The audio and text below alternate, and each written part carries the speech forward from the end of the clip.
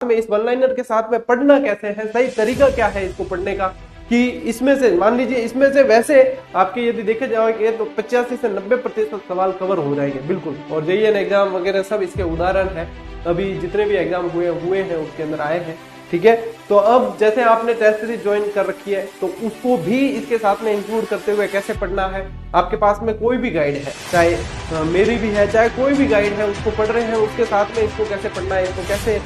इसका कॉम्बिनेशन बना के आपको आगे चलना है। या आपको एनसीईआरटी आरबीएससी की भी पुस्तकें पढ़ चुके हैं या पढ़ रहे हैं, या किसी कोचिंग में आप पढ़ रहे हैं, उनके नोट्स है या जो भी, तो उसके साथ में इसको आधार बनाते हुए यानी इसका कॉम्बिनेशन के साथ में कैसे चलना है कि आपका जो मतलब रिजल्ट है वो बिल्कुल 100% निकल के आपके सामने आए। ठीक है, तो उस बात पे चर्चा करेंगे साथियों। यदि आप देखोगे ये वन लाइनर अप्रोच के साथ लिखी हुई है और इसके अंदर मतलब आप लोगों की इच्छा के अनुसार ही फॉन्ट्स बड़े लिए गए हैं, कहीं भी इसको कंप्रेस नहीं किया गया है, इसके साथ में कॉम्प्रोमाइज नहीं किया गया है। तो इसमें क्या है कि आपको एक तो पर्याप्त जगह मिलेगी। ठीक है, मान लीजिए अब देखो आते हैं अपन मुद्दे पर कि आपको इसके साथ में पढ़ना कैसे है। ठीक है, क्योंकि आप लोगों की डिमांड थी कि सर ये बताया जाए कि अब मान लीजिए आपके पास में कोई भी गाइड है, ठीक है, ये वन लाइनर अप्रोच है, रिवीजन बूस्टर की तरह आपके काम करेगा और काफी सारे सवाल आपको लगभग 90% सवाल तक भी इसमें से देखने को मिल जाएंगे। ठीक है, लेकिन इसको 100% में कैसे बदले, तो देखो आपके पास में कोई भी गाइड है, ठीक है, कोई भी गाइड पढ़ रहे हो, XYZ कोई भी पढ़ रहे हो, जिसके प्रति आपका विश्वास है वो गाइड पढ़ रहे हो। अच्छा, गाइड से याद आया, उसमें कोई ऐसी चीज मिल गई जैसे अब ये राजस्थान का परिचय और नामकरण है, ठीक है, वैसे इसको क्रमबद्ध तरीके से लिखा गया पूरा ही। यदि पूरी आप इसको स्टार्ट से एंड तक पढ़ते हो आपको पूरी क्रमबद्धता मिलेगी। वन लाइनर्स में एक्चुअली क्रमबद्धता इतनी होती नहीं है, लेकिन इसको क्रमबद्ध तरीके से लिखा गया है, यानी कि कोई मान लीजिए किसी के पास समय की कमी हो, सिर्फ इसे भी पढ़ता है तो उसे इसकी कमी महसूस नहीं हो, क्रमबद्धता की कमी महसूस नहीं हो। तो यहाँ पे क्या है कि जैसे मान लीजिए कि कोई भी आप पढ़ रहे हो कि राजस्थान के इतिहास का जनक जेम्स टोडको का, अब यहाँ पे तो वास्तविक इतिहास का जनक मैंने दे दिया है, और मान लीजिए गौरी शंकर हीराचंद ओझा यहाँ पे वास्तविक जनक दिया है, और गौरी शंकर हीराचंद ओझा से रिलेटेड ही आपको कोई चीज दिमाग में आ जाती है। ठीक है, तो यहाँ पे आप क्या करें, यहाँ पे पास में छोटा सा आप यहीं पे लिख दें, इसके लिए अलग से आपको लिखने की आवश्यकता नहीं महसूस हो। ठीक है, क्यों अंत में ये इसलिए करता है कि अंत में आपको सिर्फ एक ही चीज देखनी पड़े जिसको आपको फाइनल रिवीजन के रूप में काम में लेना है, और बस आपके दिमाग में एक टारगेट सेट रहेगा कि मुझे सिर्फ इसे पढ़ना है। तो मान लीजिए आपको ये गौरी शंकर हीराचंद ओझा से संबंधित कोई याद आई, रोइडा निवासी, जैसे रोइडा निवासी सिरोही के हैं, फिर रोइडा से संबंधित कोई चीज याद आ गई कि रोइडा जो है राजस्थान का राज्य पुष्प भी कहा जाता है, इस तरीके से याद आ गई, आपने पास में नोट कर दिया। ठीक है, एग्जाम्पल के लिए बता रहा हूं, ये आपको ध्यान में रखना है। ठीक है, तो यहाँ पे जैसे इसको नोट कर लिया, और आगे कोई ऐसी चीज आती है जैसे military memories of mister George Thomas William Franklin, और ये सब याद आ गया, ये सब पढ़ लिया। इससे रिलेटेड कोई और बढ़िया सी चीज आपके दिमाग में आ जाती है तो ये स्पेस जो है इसको काम में लेना है। ठीक है, जहां जहां स्पेस दे रखा है उसको अलग अलग पेन से आपको काम में लेना है। ठीक है, इसके अलावा जो जैसे कॉपी के नीचे किताब के नीचे और ऊपर भी स्पेस होता है, यदि आप अगले पेज पे अपन चलते हैं तो किताब के ऊपर और नीचे भी आपको पर्याप्त स्पेस मिलता है, तो आप जो भी आपको उस टॉपिक से रिलेटेड है उस टॉपिक में लिखना है। ठीक है, तो जैसे आप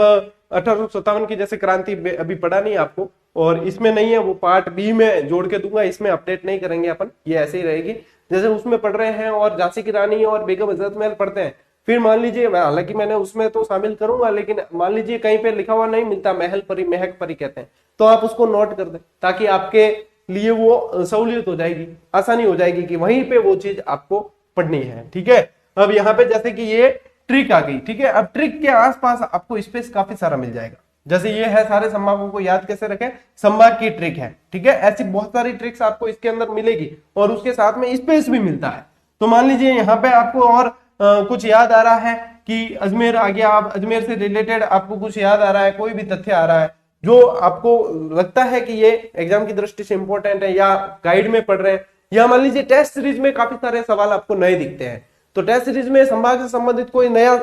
सवाल दिखता है और इसके अंदर नहीं है, तो आप उसको यहीं आसपास कहीं पे नोट कर दें, अलग अलग पेन से नोट करें ताकि मिक्स नहीं हो। ठीक है, ऐसा नहीं कि कचरा कर दो, पूरा ही समझ में आना चाहिए बिल्कुल अच्छी तरीके से, कि लास्ट में फाइनल जब मैं देखूंगा तब मुझे कंफ्यूजन नहीं होना चाहिए, मैं एकदम पर्याप्त तरीके से नोट करूं। और उसके अलावा भी मान लीजिए इसमें नोट करने के बाद आपके पास जगह नहीं बचती है कि यहाँ पे और कंजेस्टेड हो जाएगा, मैं अगर यहाँ पे बहुत सारा नोट कर दूंगा जगह नहीं बचेगी, तो क्या करें आप A4 साइज के जो पेपर आते हैं 150 रुपए के 500 पेपर आते हैं, रिम आती है पूरी, उसमें से यदि कोई लूज पेपर देता है तो लूज, या फिर आप 150 रुपए के वो पेपर लाओ, काम आते हैं हमेशा ही। उसमें भी क्या करें, एक पेपर के 2 भाग करें, बीच में से फोल्ड करके 2 भाग करें, और उसके बाद मैं मेरे पढ़ने का तरीका बता रहा हूं, हो सकता है किसी का अलग हो, मैं मेरा बता रहा हूं, जिसको पसंद आए वो करे, कोई जबरदस्ती नहीं है, ठीक है। क्योंकि ये तरीका मेरा है तरीका है और वो मैं बता रहा हूं, सबका अलग अलग तरीका होता है। तो उसको क्या करें कि जैसे उसको ले लिया, 2 भागों में डिवाइड कर दिया, 2 भागों में डिवाइड करके फिर फेविस्टिक पास में रखनी है अपन को। इसमें इससे इस टॉपिक से रिलेटेड ही कोई ऐसे तथ्य इंपॉर्टेंट है जो अपन को याद करने हैं और वो वास्तव में इंपॉर्टेंट है, कहीं किसी एग्जाम में बन गया है, या कहीं किसी टेस्ट में देख लिया, या कहीं पे सोशल मीडिया पे भी कहीं देख लिया, बहुत अच्छा प्रश्न है, हमें नहीं आ रहा था, तो उसको क्या करें, उसको फेविस्टिक के साथ में वहां लिखकर फेविस्टिक के साथ में यहाँ पे इस तरीके से चिपका दें, ताकि आप जब भी, या फिर इस टॉपिक के अंत में चिपका दें, ठीक है। तो जब भी आप देखोगे तो ये देख लिया, उसके बाद में वो भी टॉपिक देख लिया, या कोई चीज जो क्रमशः उसमें नहीं दे रखी है उसको क्रमशः आपको लिखनी है। जैसे कि मुझे याद है कॉलेज लेक्चरर के राजस्थान से संबंधित एक चीज पढ़ रहा था जिसमें संग्रहालय पढ़े थे मैंने, तो संग्रहालय में मेरे को क्रमबद्धता नहीं दिखी कहीं भी, तो मैंने यही तरीका अपनाया, मैंने वो A4 साइज के पेपर लेके उसको पूरे क्रमबद्ध तरीके से लिखे कि क्रमशः क्या है, तो पढ़ने का बहुत मजा आता है। हालांकि इस वन लाइनर में आपको सारी चीजें ऐसे मिलेगी, क्रमबद्धता के साथ में मिलेगी, लेकिन नहीं है जैसे कोई चीज और आपको जरूरत महसूस होती है तो आप उसको करें, ठीक है। उसके बाद में वो बहुत इजी हो जाता है आपके लिए। एक तो आपको पेज पलट पलट के बार बार सारी चीजें देखनी, फिर याद भी नहीं रहता कौन सी किस पुस्तक में क्या पढ़ा था, क्या पता कौन सी गाइड में वो पढ़ लिया या कहाँ पढ़ लिया, किस नोट्स में पढ़ लिया, और एक आपके दिमाग में ये रहेगा वहां जो पढ़ा था मैंने यहाँ पे उसको ऐड कर रखा है। तो ये तरीका होता है साथियों, इस तरीके से, यानी कि ऊपर वाला स्पेस और नीचे वाला स्पेस जब आपके भरने लग जाए तो समझ लेना आपकी तैयारी बहुत शानदार चल रही है, तब आपकी तैयारी बहुत शानदार चल रही है और वो वास्तव में आपके काम आने वाली चीज है, और वास्तव में आप याद करोगे जब ये इस तरीके से आपके तैयार हो जाएगी, ठीक है। अब जैसे एक और चीज बताता हूं, जैसे मान लीजिए हमें बहुत एक कोई भी गाइड XYZ बहुत पसंद आ गई, और लेकिन वो थोड़ी सी मोटी है, ठीक है, उसमें 4-5 सब्जेक्ट दे रखे हैं और एक अलग अलग सब्जेक्ट की आती है, ठीक है, लेकिन वो अलग अलग सब्जेक्ट की क्या होती है, कॉस्टली पड़ती है, क्योंकि अलग अलग बाइंडिंग, अलग अलग पेस्टिंग सभी चीज होती है, तो कॉस्ट बढ़ जाती है, और एक ही समग्र आ रही है लेकिन उसे पढ़नी इजी नहीं रहती, ऐसा मान लीजिए, ऐसा लगता है, ठीक है, लेकिन वो रेट में सही पड़ती है, तो उसे पढ़नी भी है और उसे मोटी देख के लेनी भी नहीं है, तब क्या किया जाए, तब ये किया जाए साथियों, उसे ले, यदि आपकी इच्छा ही है पूरी उसे ले लीजिए। उसके बाद में क्या करें आप, जैसे उसके अंदर 4 सब्जेक्ट या 5 सब्जेक्ट दे रखे हैं, उसके बाद में आप उन सब्जेक्ट को, वो सब्जेक्ट तो अंदर सेपरेट ही होते हैं, उन सब्जेक्ट को आप फाड़िए, उनको अलग अलग कर दीजिए, उनको अलग करके एक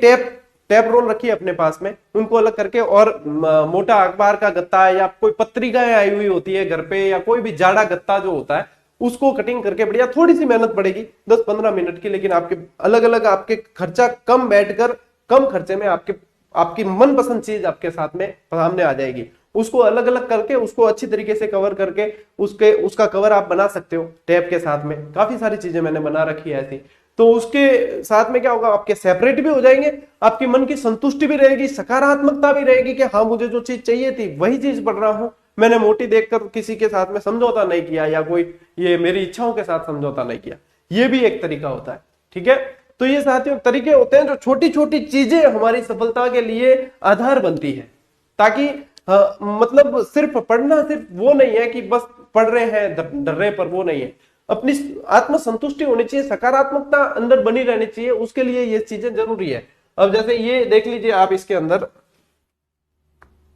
ये चीजें, एक तो आपको कैसे इसमें नोट्स बनाने हैं वो मैंने बता दिया। जैसे टेस्ट सीरीज आपने ज्वाइन कर रखी है, काफी सारे बच्चे कहते हैं कि सर ऐसे भी सवाल है टेस्ट सीरीज में जो बुक में भी मान लीजिए कहीं नहीं मिलते हैं, या वो तो देखो वो फायदेमंद ही है। अपना टारगेट ये रहता है कि विद्यार्थी को हर सवाल पे कहीं ना कहीं उसको वो सवाल जरूर दिखे और एग्जाम में उसके आए तो उसके फायदा हो जाए। तो वहां पे ऐसे कुछ सवाल आपको नजर आ जाते हैं जो बिल्कुल नया है, आपको नहीं आ रहा था, गलत हुआ,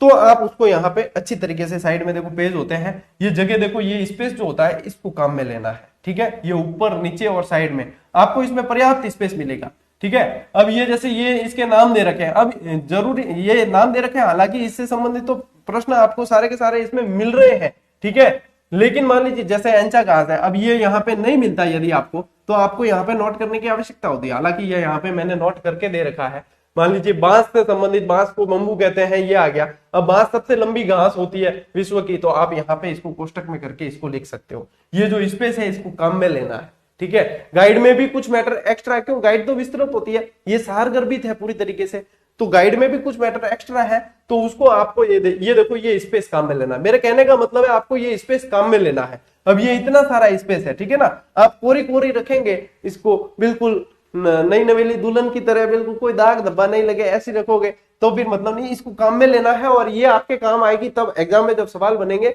लास्ट में रिवीजन जब करोगे, एकदम फास्ट रिवीजन चलेगा, तब ये बहुत चीजें काम आने वाली है, ठीक है। हालांकि ये क्रमबद्धता के साथ में ही दी है मैंने इसको, और ये जब परिचय आपको करवाया था, ये देखो यहाँ पे आपको बहुत सारा स्पेस मिलेगा। हम चाहते तो यहीं पे दूसरा मैटर ऐड करके देते थे, लेकिन वो कंजेस्टेड हो जाता, और ये छोड़ा भी इसलिए ताकि आप इस पे अच्छी तरीके से अपने नोट्स बना सको, इसको और उपयोग में ले सको, ठीक है ना। पर्याप्त चौड़ाई वगैरह पर्याप्त है इसकी। तो यहाँ पे ये देखो, ये अब हालांकि ये तो मैंने संकलित करके ही दी है चीजें, ठीक है। ये तो टॉपिक हटा दिया महिलाओं वाला सेकंड ग्रेड में से, लेकिन अन्य एग्जाम में काम आएगा, ठीक है। तो यहाँ पे ये चीजें जो है आपको उपयोग करनी है, ये जो ये स्पेस बचता है इसको उपयोग करना है पढ़ने का, ठीक है। अब इसको पढ़ना कब है, कैसे पढ़ना है, एक बार, क्योंकि ये क्रमबद्धता के साथ है तो इसमें आपके कोई समस्या वैसे होने वाली नहीं है। आप यदि स्टार्ट से लेकर एंड तक भी 15 दिन के अंदर इसको पूरी पढ़ सकते हो बहुत अच्छी तरीके से, और कम से भी कम एग्जाम तक 4-5 बार अच्छी तरीके से पढ़ सकते हो, आपको एक एक फैक्ट याद हो जाएगा, ठीक है। अब इसको मतलब आपने जैसे क्लासेस देखी है, ठीक है, पूरी कहीं भी कोई भी कोचिंग की, मैं सिर्फ मेरी क्लासेस का नहीं कहूंगा, कहीं भी, और नहीं भी देखी है, मान लीजिए तो आपने एनसीईआरटी आरबीएससी की पुस्तकें पढ़ी है या नहीं भी पढ़ी, आपने कहीं गाइड पढ़ी है, कोई ना कोई विस्तृत कॉन्सेप्ट आपके सारे क्लियर है, उसके बाद में कंसेप्ट क्लियर होने के बाद में बार बार कंसेप्ट तो नहीं पढ़ा जाता, फिर जो है फैक्ट्स और उनको याद रखते हैं, फिर प्रैक्टिस होती है। तो इसको क्या करें, जब आपने वो सारी चीजें पढ़ ली है, उसके बाद में आप इस पे आए वन लाइनर पे, और उसमें क्या करना है आपको यहाँ पे साइड में हाथ रखकर फिर देखना है कि मुझे कितना याद हुआ, नहीं हुआ है तो उसको याद करना है, फिर वापस ये पूरा चैप्टर पढ़ लिया, फिर वापस आइए इस पे, फिर देखिए कि मुझे याद कितना हुआ है, ठीक है। इसी तरीके से दे रखा है ये आमने सामने, तो जब याद कितना हुआ है वो देखोगे तो आपको पता चलेगा कितना हुआ। इसके बाद में इसको मान लीजिए आपने बहुत अच्छी तरीके से याद कर लिया, और आपको एक एक चीज, एक एक चैप्टर बिल्कुल मुख जबानी याद है, ऑप्शन पर डिपेंड नहीं रहना, पूरा खुद याद करना है, एक एक चीज खुद याद हो चुकी है। उसके बाद में आपको क्या करना है, फिर टेस्ट अभ्यास, फिर जो है जैसे टॉपिक वाइज टेस्ट सीरीज अपनी चल रही है, तो फिर वहां पे अभ्यास करें, वहां देखें कि जैसे 30 प्रश्न का एक टॉपिक ऐड हुआ है, उस 30 प्रश्न में से यदि मेरे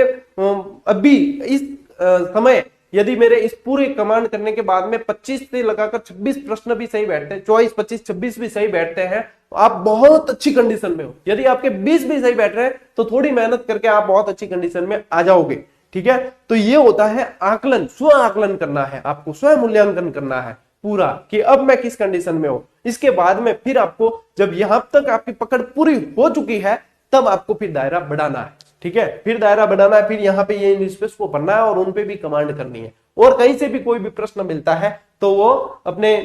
अच्छा है, टॉपिक से रिलेटेड है, उसको डाल दो अंदर। ये है साथियों तरीका। और भी मेरे विद्वान साथी जो है कई सारे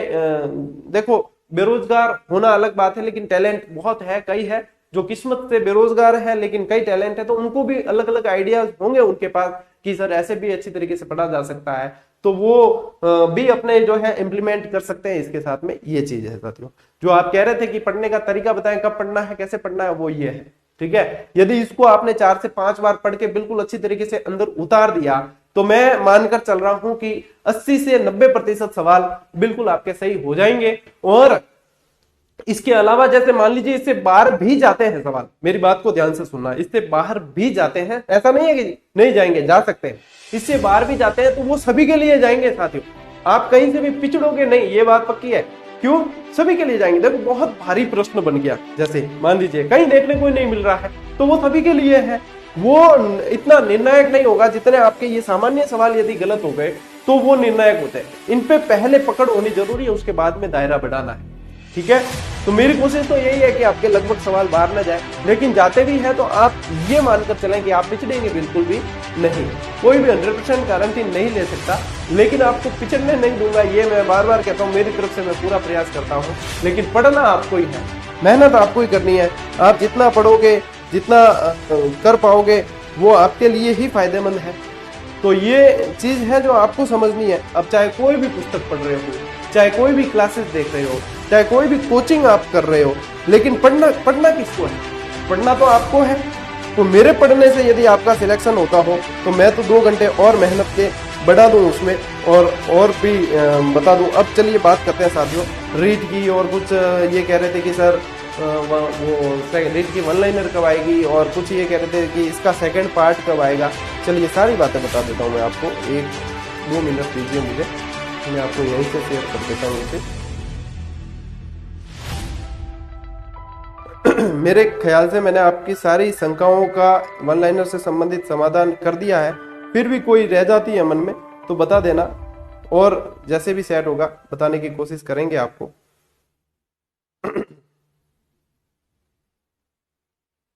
कहाँ चला गया भैया?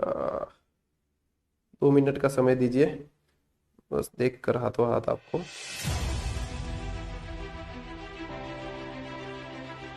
और कोई यदि लगती है शंका समस्या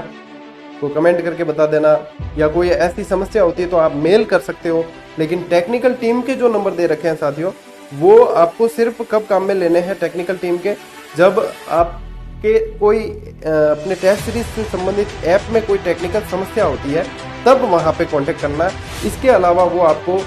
जवाब नहीं देंगे, क्योंकि उन्हें जानकारी नहीं होती है। ठीक है साथियों।